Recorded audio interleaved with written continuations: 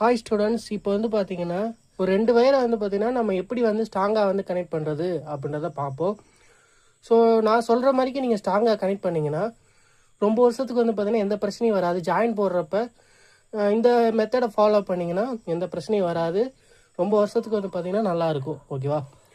So first வந்து wire ஸ்ட்ரிப்பரை எடுத்து நமக்கு வந்து கொஞ்சம் பெரிய இதாக வந்து பார்த்திங்கன்னா ஸ்ட்ரிப்பு கொஞ்சம் பெருசாக வந்து பார்த்திங்கன்னா நம்ம சீவிக்கலாம். ஓகேவா? இந்த அளவுக்கு வந்து ஸ்ட்ரிப்பை எடுத்துக்கலாம்.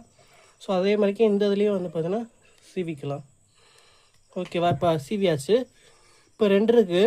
இப்போ வந்து பார்த்திங்கன்னா இதை வந்து பார்த்திங்கன்னா இந்த மாதிரிக்கு வந்து இப்படி வச்சிடணும் கிராஸாக. ஓகேவா?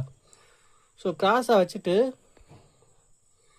ஸோ இதை வந்து பார்த்திங்கன்னா இப்படி ஒரு சுற்று, அதே மாதிரிக்கு இதை வந்து பார்த்திங்கன்னா இதை ஒரு சுற்று இப்படி. ஓகேவா? இப்போ 2 சுற்று சுற்றியாச்சு. இப்போ வந்து பார்த்திங்கன்னா இந்த எக்ஸ்ட்ரா இருக்கிறது வந்து பார்த்திங்கன்னா இது மேலே வச்சு இந்த மாதிரிக்கு ஒரு சுற்று. ஓகேவா?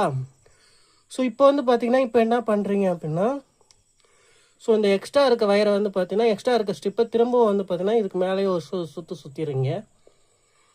ஓகேவா? இந்த மாதிரிக்கு. ஸோ இதை வந்து இந்த சைடு இப்போ வந்து பார்த்திங்கன்னா நம்ம சூப்பராக வந்து பார்த்திங்கன்னா நம்ம கனெக்ட் பண்ணியாச்சு.